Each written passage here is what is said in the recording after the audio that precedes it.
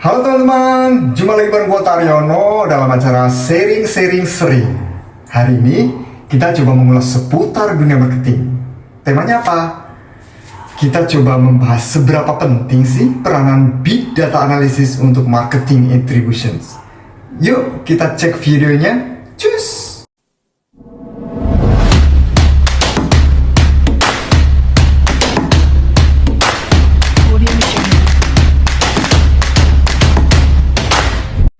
Sebelum kita ulas lebih jauh, ada baiknya kita coba bahas sedikit apa sih itu marketing attribution dan big data analysis.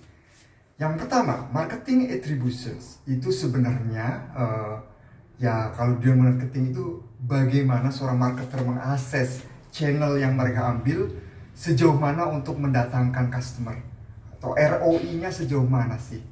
Atau dengan kata lain, sebenarnya yang mudah itu marketing attribution adalah journey-nya customer untuk menemukan sebuah produk.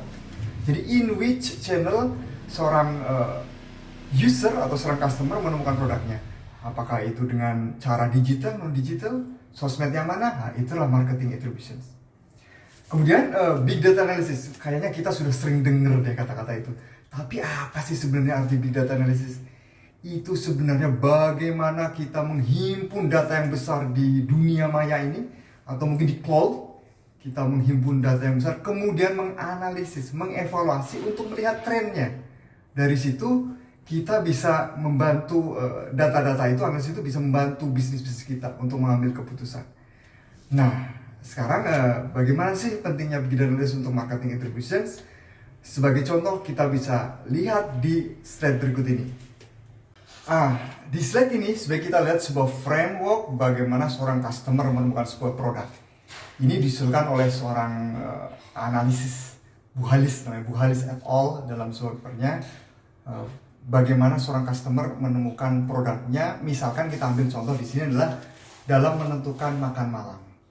Ini ada dua sumbu sebenarnya, sumbu X di sini adalah journey mereka mulai dari awareness, kemudian muncul ketertarikan, kemudian keinginan sampai akhirnya memutuskan membeli.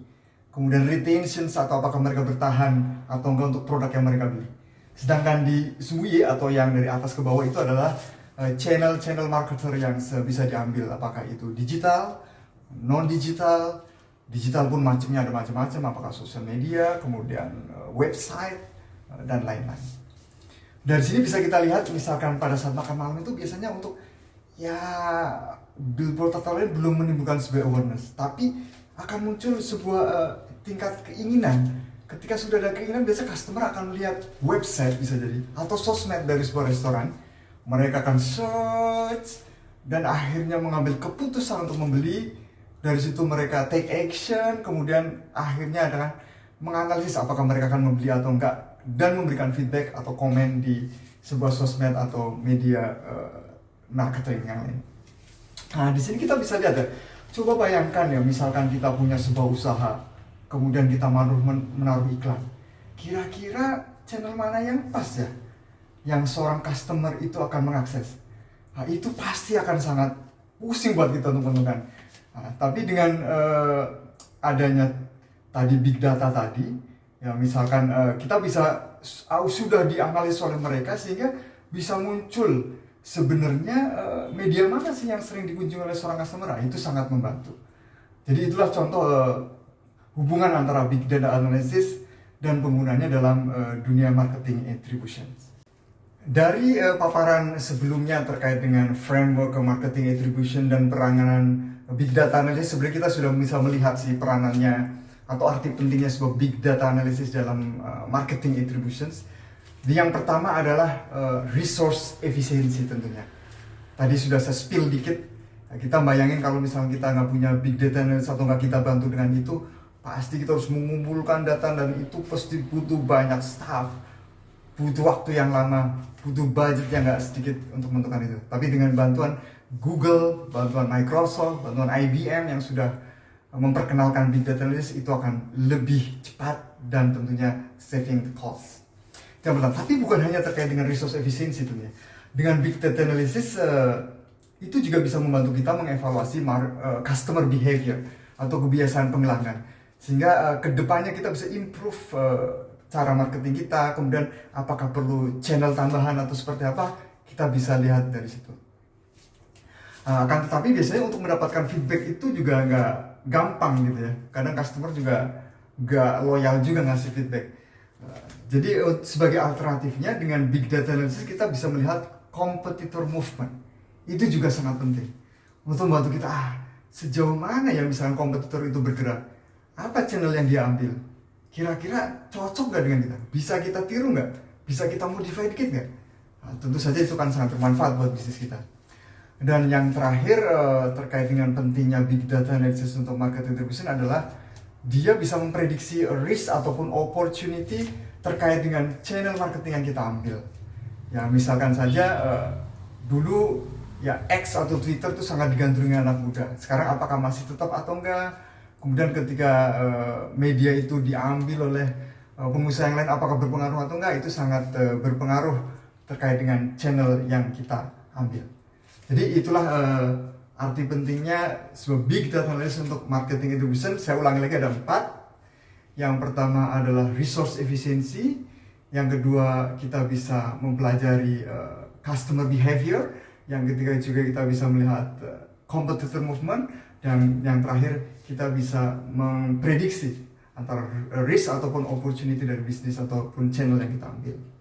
Nah, selanjutnya kira-kira di Indonesia perusahaan mana yang sudah memanfaatkan big data analysis untuk marketing attribution-nya? Di sini kita coba mengulas GoFood, salah satu produk dari Gojek. Saya rasa mereka sudah memanfaatkan big data analysis untuk marketing mereka. Kita ambil contoh saja ya. Saya ngalami sendiri nih, kalau saya pulang kerja udah agak lapar, macet, terus lihat billboardnya GoFood.